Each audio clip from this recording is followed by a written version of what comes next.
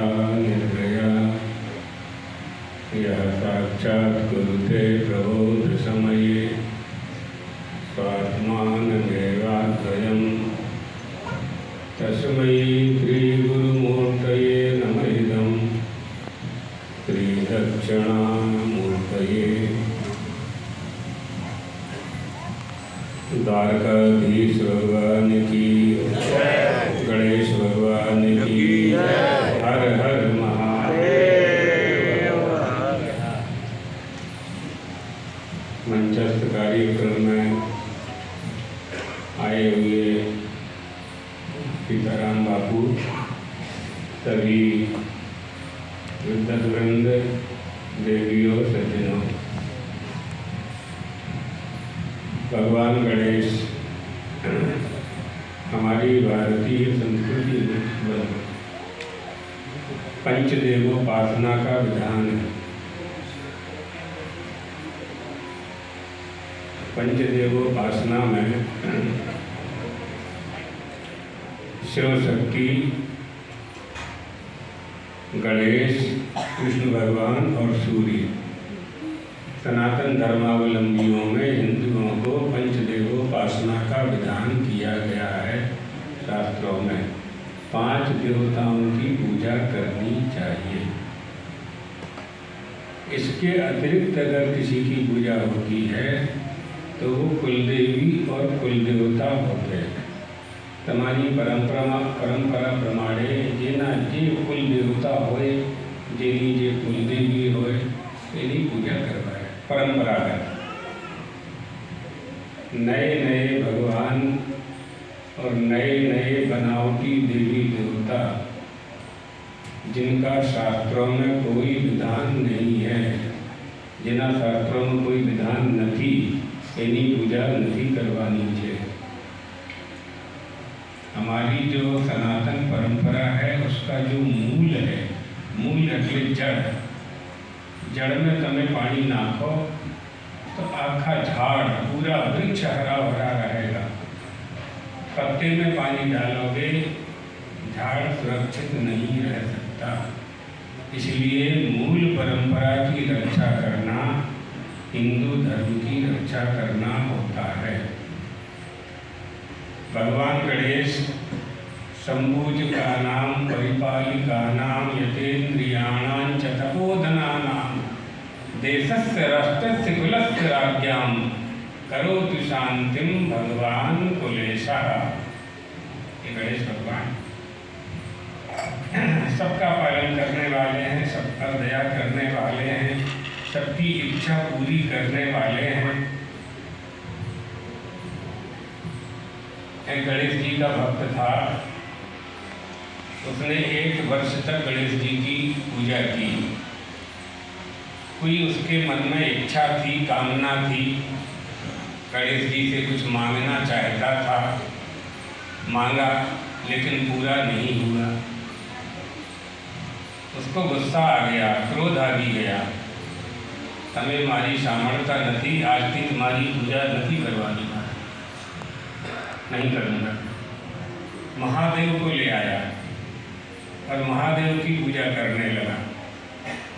महादेव और गणेश जी को ऊपर रख दिया आला में, और नीचे महादेव को बैठा करके अभिषेक करने लगा।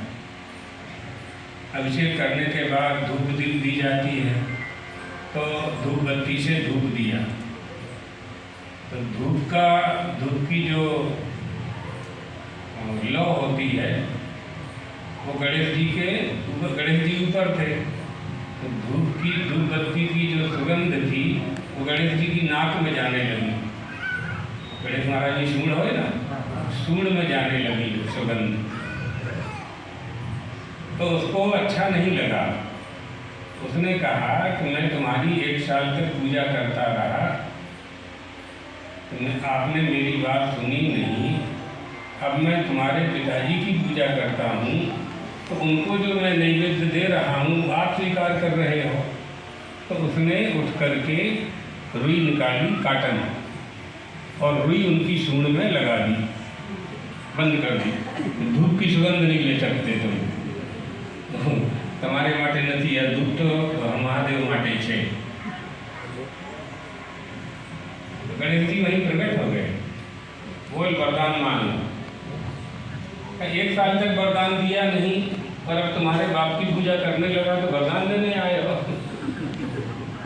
तो गणेश जी ने कहा, आज ही तुमने हमको चेतन समझा, अभी तक पत्थर की मूर्ति मान करके पूजा करता था। ये निष्ठा ही फल प्रदान करती है। देवताने प्रति जो हमारी निष्ठा छे, एना प्रति जो श्रद्धा छे, श्रद्धा और निष्ठा फलनी प्राप्ति थाय छे। किसका विवाह पहले हो? जो धरती की पहली परिक्रमा कर लेगा, उसी का विवाह पहले हो जाएगा। तो पार्वती ने कह दिया, तो विवाह परिक्रमा करने के लिए निकले कार्तिकेय जी पूरी परिक्रमा करने के लिए निकले। और गणेश जी ने क्या किया, दोनों माता पिता को चौकी पर बैठाया और उन्हीं की 7 परिक्रमा कर ली, साष्टांग प्रणाम किया। क्यों बेटा, परिक्रमा करने नहीं गए? बोले ना। क्यों?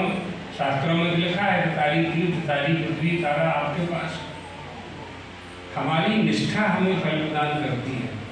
मातृ देवो भव, पितृदेवो भव, आचार्य देवो भव इति अनुशासती भगवती धृति मातृ देवत्वम प्रथमम अभिदधति। माता की आज्ञा पालन करने वाले बनो, पिता की आज्ञा पालन करने वाले बनो।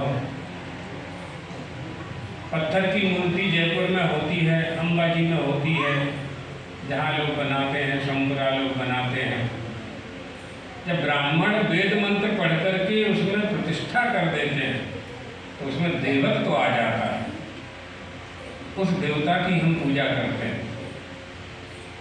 तो जब पत्थर की मूर्ति में देवता की हम पूजा करते हैं तो चलते फिरते मनुष्यों में भगवान नहीं होगा। विचार करवानी बात है कि नहीं?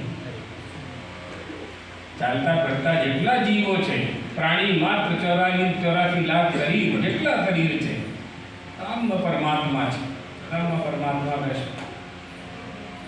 अभी हम रास्ते में गए जीव दया संस्थान में, वहाँ क्या नाम है, जीव दया ना, तो पशुओं की सेवा होती है।